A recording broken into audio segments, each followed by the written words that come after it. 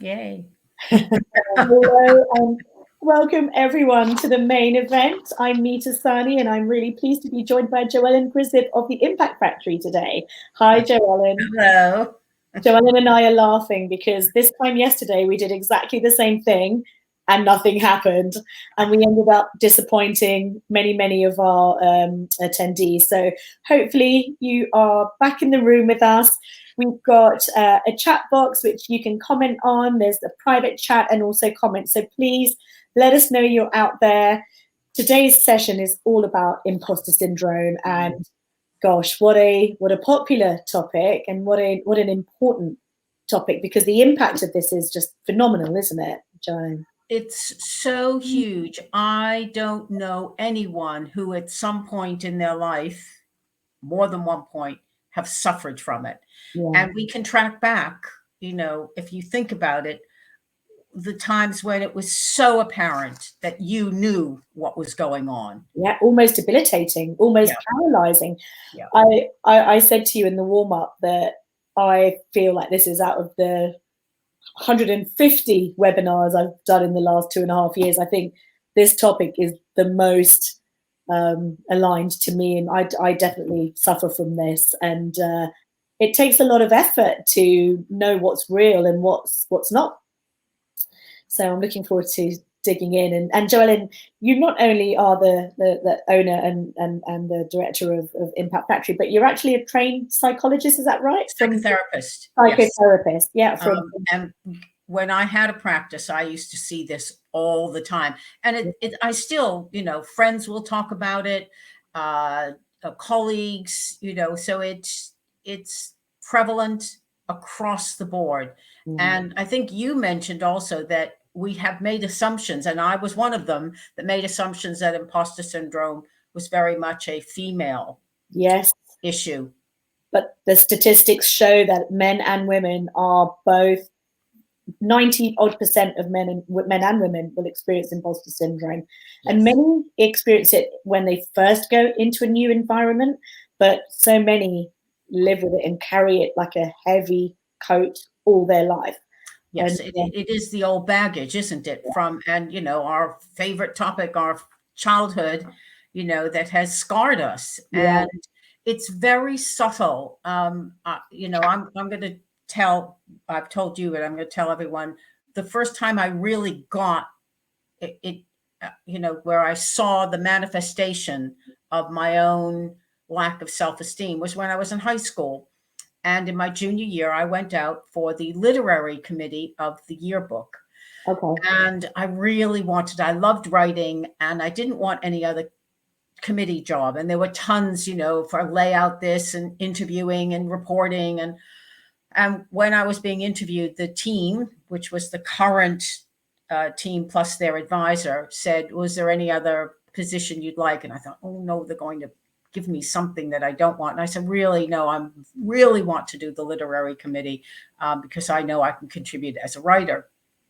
And there was someone in my class who wanted it, and I didn't really get on with her, but I thought, we'll manage. So the way it was announced, you went into homeroom and there was a little envelope on the desk and it said, your name and what you had been appointed. And it was like, oh, please, literary committee. And I opened it up and it said editor-in-chief. And I literally looked around and I said, they've made a mistake. It was that powerful that I was sure that they had put, and then I checked and I looked at the envelope, had my name on it, looked at the card, had my name in it. But I genuinely thought they had made a mistake and that the other person was going to be made editor. Yeah. And it was eye-opening then. I mean, there was a little laugh, but there was also, I held that for a long time. They made a mistake. Yeah. And it's something I think that also affects people who are high achievers, because people will get to a pinnacle of success, whether it's their sector or a type of role or something, which makes them look around and think, do I really deserve this? And, as I said, it's for me, for us to be covering this, and especially having you as our guest, you bring the psychotherapy angle, but you also bring the business angle. And for myself, I bring the personal experience, but also the coaching and guiding I've done for the last sort of 10, 15 years with my own people, it's the self-belief that ultimately is the recipe for success. I think if you get that and you get your confidence in place, and then you feed it with education and experience and self-reflection, and also feedback, from your peer group and your managers and all the rest, you can start to overcome this. So we're going to unpick all of this in the next 35 minutes. We are aiming to only keep this 40 minutes. For those of you who've attended our webinars before, I'll just do a little bit of housekeeping before Joellen and I jump in to the nitty gritty. So we run this live. It's every Thursday at midday. Actually, this is our second to last webinar before summer hiatus on the 14th of July. But other than the holidays, we run these every week. And essentially, we bring together business challenges and people challenges, and where the sweet spot is of overcoming those. And, both Joellen and I are firm believers that, and I won't speak for you, but I'm a firm believer that, when you get it right with your people, you're going to get it right with your business. And so anything we can do to help in that is why we've got the main event in place. We have this interactive chat box, as I said. Everyone gives up their time to come to this webinar, with the hope that something in this time will give them a eureka moment or something they can take away and apply in their own world. So if you have a specific thought, comment, question, please put it in the chat box. The more interactive, the more we can tailor it to exactly what you need over the next half an hour, 40 minutes. And finally, what I would also say is that both Joellen and I are available outside of this session. We do these sessions on a complimentary basis because we believe in again, for me, imposter syndrome, I always think I don't know anything. And yet where I've started doing these webinars, I've had such fantastic feedback. I think, okay, well, there must be something I know then, or at least can bring great people into our world to share their knowledge and expertise. So thank you for being here today, Joellen. I just love this topic. It's well, it was your suggestion, actually. So it was my suggestion. Yeah. Just because it was someone who said it to me. It's like, oh, I suffer from imposter syndrome. And it was like the third time I'd heard it over the few weeks. And I thought, what a great topic. Yeah. As I say, I don't know anyone who hasn't suffered it at some point. Yeah. And as you say, certain things will be a trigger. So it might be, as you say, getting a new position or a time of change where you're being asked to step up. Yeah. It could be changing your environment. Yeah. So anything that makes you a little more vulnerable will also trigger that. Yeah. I'm not good enough. Why did they ask me? Yeah. I'm going to disappoint people. I'm going to let them down. I'm going to fail. So all the inner chat just reinforces your feeling that you never should have been given the job in the first place, or the title, or the whatever it might be.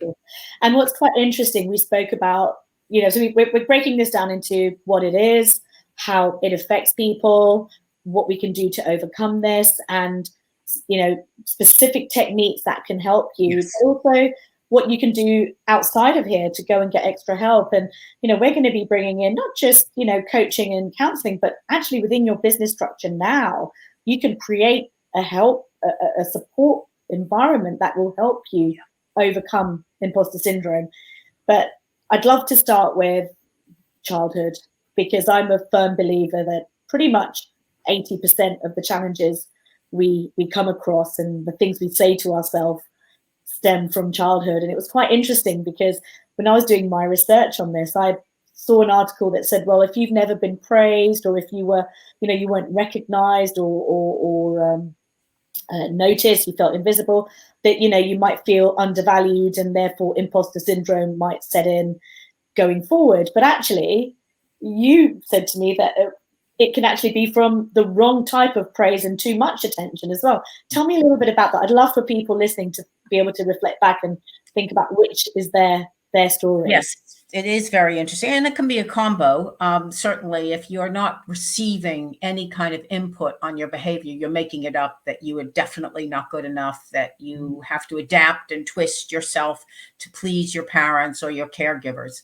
Yeah. But overpraise, or the wrong type of praise, is very interesting. And it's great as a therapist, although I don't work very much with Yeah. children or didn't, I keep up with things, and it's around the lack of specific praise. So if you are told that you wrote an essay and it was really good because of the theme that you did, or the story that you created, or the visuals that you allowed, that's very specific and the child can absorb that. If you say, you're a great writer, I love your writing, it's lovely, it sounds great, but then it's like, I have to be perfect all the time. So if you have very general praise, particularly a young child doesn't understand what it is that they did Yeah. that garnered the praise. So if you are very specific, and you see it with, I'm talking about really little children, you made that clay doll very well, as opposed to, oh, you play so well.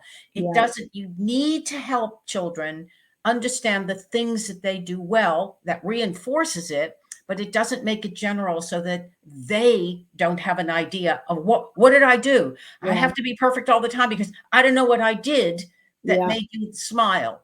So Yeah. it's a huge amount of pressure, even though parents and teachers think that they're doing the right thing. I'm giving my child praise, but Yeah. actually it can undermine in a very odd way. Well, 17 years into parenting, I'm thinking, whoops, I might have done a bit too much general praise myself. But it's never too late, I think. And I think actually it reflects really well into the workplace as well, doesn't it? Because for managers to be able to give, I always talk about high challenge, high support environments. Yes. And to be able to, so every organization has its own sort of balance of which one they're better at and which one they have to work harder at. But actually being able to give specific praise is something I don't think we're that good at. No. We have something in our world which we again do a lot of, and then it slows down, and then we remind ourselves we've got this tool which is magic moments, and it's recognizing something specific Yes. someone's done and sort of saying, hey guys, I just wanted to shout out for, they did this and it went really well, so well done, AB. I know I've said this before in one of these webinars, but that we often don't praise the day to day. And I think that the magic moment idea is lovely because it's the day to day. Look at, oh, you did a fabulous job on that slide deck, or I really like the emails that you wrote with a difficult client. So again, it's the stuff that people do just as part of their job that often is taken for granted. And again, it's like, how do we reinforce someone's feeling of esteem by acknowledging just the day-to-day stuff that they do? Sorry, go ahead. No, please. Well, then if we get back to childhood, you're starting to pack your Louis Vuitton luggage that you're going to be carting around, or your duffel bags, or whatever your image is. I remember using that in a therapy session once. I said, oh, you're Louis Vuitton. She said, I could never afford Louis Vuitton. I can only just afford a cardboard suitcase. I said, okay, so you're carrying a cardboard suitcase into your present all the time. And we lug around this stuff. And it can be quite quiet for a while, and then something will happen. And I do love the Groucho Marx joke, which I think sums up imposter syndrome, which is, I wouldn't want to belong to a club that would have me as a member. And I just, it's like, I'm continually, we're continually, and I want to bring in social media as well. I think that we're continually comparing ourselves in a way that perhaps we didn't as much before the advent of the kind of social media we have now. So that there's a benchmark that someone else has created that we don't know, that we have nothing to do with, and yet we'll compare ourselves to that. And I think what's happening for people is that imposter syndrome now manifests in not just at work but in life, and we see the standards and the barriers are lifting of what is expected to reflect a good life or a good career or a good job, and we push ourselves to get there, and yet there are then doubts that creep in that as you said, our Louis Vuitton luggage just pulls us down. Hopefully it could be M&S, doesn't matter. But one thing I wanted to look at was the way imposter syndrome manifests for different people. I looked at this breakdown of different ways that imposter syndrome can impact people. So there were 5 different ones in this particular article. So the first one was about someone being a perfectionist, having really high expectations of self, and being really hard on themselves for making mistakes. And funnily enough, I think that's my problem. I have what's called unrelenting standards. I don't actually feel or notice or acknowledge. I can't process anything being really great. And someone says, "Oh, that was brilliant." For me, it's like, no, it wasn't enough. So, but funnily, I'm not a perfectionist in other ways, but in work and when I get praise, I always think no. People that are that think there should be a natural genius and think that they should immediately be good at something. Why Yeah. would you? You don't know what you don't know. Yeah. The Superman or Superwoman focusing on how much they can do simultaneously. Again, we used to think multitasking was like a superpower. Actually, it's really bad for mindfulness and mental well-being. I've really stopped, trying to do two things at once. Yeah, that was me. I have to say that Superwoman and multitasking, and being able to juggle it all, I think is one of my manifestations, definitely. Yeah. The next one is the expert, somebody who expects themselves to have extensive knowledge on specific subjects. And again, it's that feeling of, I'll never know enough, I'll never be good enough. And yet, against what bar, against what scale, you don't know who is out there and what you know versus what they know. Yeah. So it's all about perspective as well, isn't it? All of this. And I think people can get lost in their own thoughts. But I think thoughts are the number one impactor of imposter syndrome. I'll do the last one. The soloist feels accomplished only when they've completed a task on their own.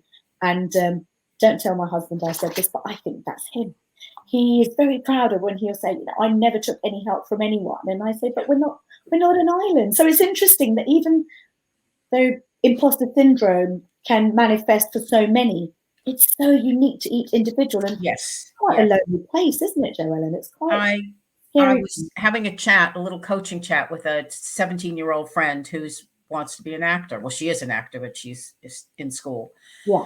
And she had to get some work experience, and she didn't get it. She didn't get what she wanted. And I said, why didn't you ask me? I run a company that has a lot of actors in it. Yeah. And you probably could have done a week. It would have been admin work, but you would have been in the atmosphere. You would have been in the wonderful environment of the company. And she said, I wanted to do it myself. And I said, you want to be an actor? You can't do acting by yourself. You have to network. You have to ask everybody who's a producer, who's a director. And it was a good learning curve for her, because she really said, oh, I thought it was better if I did it myself. And I said, why would you want to? That's so interesting, because in my work, when I started at the main group, I had this sort of plan, a path for my career, and I had milestones that I was going to tick off, and I was studying and I was going for promotions. But when I bought the business and I needed to go from managing director and sort of operational custodian to CEO and leader and be inspirational and create the vision, I didn't know where to start from. And brought in, I'm not a soloist, but because I am a perfectionist, I knew I needed to learn, and I brought in a group of experts with experience in the sector and all the rest. And one of the trainers said to me is, you don't know what you don't know. Yeah. And when the magnanimity of that sunk in, number one, it let me let myself off, but it also helped me become a better manager, because my expectations of people around me shifted completely. And so I think that's another thing about imposter syndrome. I think it affects the people around us, because sometimes. Absolutely. I mean, I definitely, in my early career, I was an absolute perfectionist, and I know that I impacted my staff because I was promoted very early, very young. I mean, and I was very good at what I did, but the perfectionism not only ate at me and caused things like insomnia and stress and depression. Yeah. It absolutely affected. And what I noticed and what I had to really take on board was that I suddenly was being caretaken by my staff, because they wanted to take care of my stress. And it was like, ooh, maybe that's not such a good thing. But I didn't know at that point, I really didn't have any control over my perfectionism or I thought I didn't have any control over my Yeah. perfectionism. Yeah. Well, you mentioned about how it impacted you, and you spoke earlier of the fact that, you know, we can start carrying all of this baggage that weighs us down, and no one actually knows when that trigger is going to impact them, whether it's Yeah. depression, low self-esteem, high levels of anxiety. You know, imposter syndrome can have so many manifestations, and it's interesting that, you know, we've been running these sessions for webinars for 2+ years. You've been our guest for so many of those, and actually we talk about mental health a lot, but this is the first time we've pulled Yeah. it together in this topic. And I think this topic probably accounts for a lot of the workplace anxiety and challenges. Well, it's very interesting. You've just reminded me of something early on at Impact Factory. So we're talking 30 something years ago. Robin and I were approached by a company who wanted us. They were losing engineers. And what was happening is the engineers were being promoted. And they hit that not a sweet spot. They hit the ugly spot, the sour spot of I've now been promoted and I don't really deserve it. I don't know what to do. And so they Yeah. would leave. They would quit because they weren't allowed to go back and be an engineer again. They had to now be a manager. And we've Yeah. seen this now over the years, but that was the very first time that we saw a kind of imposter syndrome of Yeah. a whole swathe of people who the Affected company thought was people. great. We've got all these wonderful engineers and we're promoting them, and then they leave. What's going wrong? Yeah, yeah.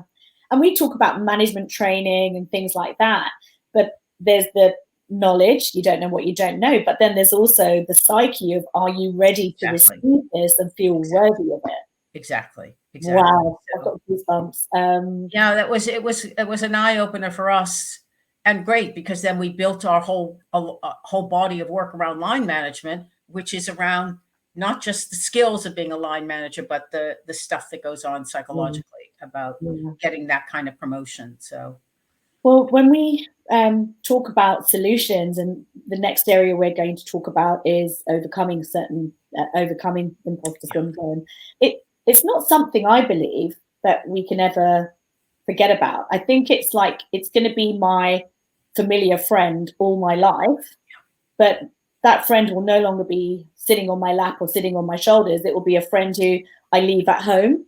And sometimes I remember that friend is there, but it will stop having as much impact. I think, And I mean, before we move into solutions, yeah. is there any other effect and impact that you feel we need to cover off? I'm just thinking, I just want to be so thorough because Well, it's so important, because especially for people listening, if they can't relate to what we're talking about, they might think, well, this isn't me, and yeah. we might just have missed it. You touched on it at the beginning, which is imposter syndrome is our all of our lives. I know that these webinars are primarily from a business point of view or a management point of view. But if you think about if you have a perfectionist streak, if you Yeah, are one of those that you mentioned, the soloist, the superwoman, you are impacting your children. If you have children, yeah. you are I impacting your mentioned that. Yeah, relationship to the world. If you are living your life through your imposter, yeah, through the cause of being your imposter. And that's a very interesting thing about seeing people, because low self-esteem is so common. And the idea of how do we raise our esteem does mean turning down the volume, which we'll be getting to shortly. But I think it yeah. impacts so many layers of our lives and our confidence to do things and to shift things is impacted because we might not take risks. So we look at, Yeah, we might get a promotion and then quit, yeah. like we saw at that time.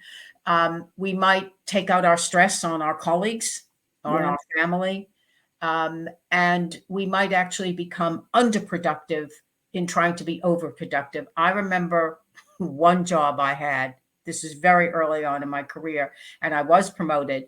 And I kept being attracted to the little tiny tasks that kind of looked as though I was really busy because I Yeah. was doing lots of little things that needed to be done. But it took a while for me to take charge of what I was really promoted to do. And it's giving yourself permission to be in a space where you're not a perfectionist yet. And actually, through the self-work and through some of the techniques that we're going to talk about today is being okay with not being okay, or being okay with not being quite there yet. And actually, you talk about the perfectionist thing, and mine definitely stems from childhood, where I grew up in a very high challenge family. If you weren't a doctor or something of the equal level, you were nothing. And I'm being flippant, it wasn't that black and white, but that's, as a young child, you pick up those Oh, absolutely. energies. Do you know Gina Yasheri? She's a stand-up comedian. No, I think I've heard of her. No. She's from Nigeria, and she says, in my family, there are 4 jobs: doctor, lawyer, engineer, or disgrace to the family. And it's just, and I love it when she says that, because that's sort of kind of, the expectations. Mine was just a toxic family, so very little praise and stuff like that, and making it up as I went along. So our sources will also be different, but they will often manifest themselves in similar fashion, which is that we don't feel good about ourselves. Yeah. And it's getting in the way of where I want to be. Yeah. Yeah. Or they made a mistake. Where's the real envelope? They made a mistake. Yeah. Right. So let's raise the energy. Let's talk about the solutions, because we can overcome this. We can create a world for ourselves where, even if we still have that friend is no longer weighing us down. That baggage is no longer weighing us down. So where would we start with solutions? And I just want to reiterate that it never goes away, but we can actually, when we start hearing the voice, that's when we say, okay. So there are quite a few things. One is, what kind of bubble are you living in? Are you living in a bubble that reinforces your point of view? Or are you living in a bubble that challenges your point of view about yourself? That give me an example. Okay. So if you are with friends, for instance, and you say, oh, this was really tough. And yeah, it was tough, wasn't it? You're not getting the kind of, oh, well, what did you do well? And how did it work well? Being able to bring surround yourself with people who feed, or people, when I say challenge, I don't mean kind of challenge. I mean, like, well, wait a minute. I think you did really well. Why would you think you hadn't? So you want people who are giving you positive feedback, or if they do have something to say, it supports your esteem, rather than this. Somehow we like to surround ourselves and the hard luck stories kind of thing. It's like, oh, isn't this terrible? Yeah, it's terrible. And we oh, I was so stressed at work. Yeah, I was stressed at work, and that sounds terrible. And she said what? And he did that. So I think there is something about, oh yeah, I can hear that was a really problematic, but I'm just wondering if that's a real thing. So it's a reality check as well. It's a reality. And a lot of the executive coaching that I do, or if I'm working with business leaders, a lot of it is around that, is helping them. Just my word for is perspective. It's getting out of your own head. Yeah, I've written down something here, which actually a colleague said that, do you have people who support your level of anxiety? Or do you have people, who celebrate who you are and what you are? So I thought that was a really good. I like that. Yeah, I thought the way I look at it in a work environment is, for I think it's, first of all, I think anyone that's here today or is watching this, you actually are so far along the journey of overcoming this and not letting it get in your way, because you've recognized it. There are going to sadly be a lot of people that haven't got to that stage yet. So well done for knowing that there's something that is getting in the way. And the beauty of this is that there are very effective solutions to overcoming. Yes, I think my one of the colleague, a consultant that I work with named Anne-Marie Hoyle, she and I had a chat about this the other day, and I loved this, so I wrote it down, which is writing your own prescription to yourself. The same way you would with a doctor. It's like you break down the areas of your life, your mental, your physical, your professional, your family, your friends, and just take a look at, where do you feel the happiest, or the most content, or the least questioning of yourself? What is it that you have there that supports the highest level of who you are? we often have friends and colleagues who recognize our skills before we do, or who Mm, acknowledge and celebrate who we are in a way that we don't. And so I think, again, what do you have that's supporting the best of you rather than undermining yeah, yourself? So also, but I think breaking it down is like, what's the chat that you say to yourself? Okay, can you start to have a new narrative yeah, about, I never do this quite well, or the to even taking, those headlines of the types of people with imposter syndrome, and identifying, yeah, oh yeah, I do a little bit of that and a little bit of that. No, I don't do that at all. And then saying, okay, so what feeds it? yeah, What do you do, or what do you say to yourself that feeds it? yeah, And again, going back to some of the mental health stuff we do, what are you doing physically? Are you just saying, oh no, I'm too tired to exercise, or are you exercising? yeah. Even if And it's this is 5 minutes a day. yeah, and this is where thoughts actually become the heaviest thing within ourselves. And I certainly, for my journey from letting my thoughts control me, or debilitate me, to understanding that thoughts hold no power.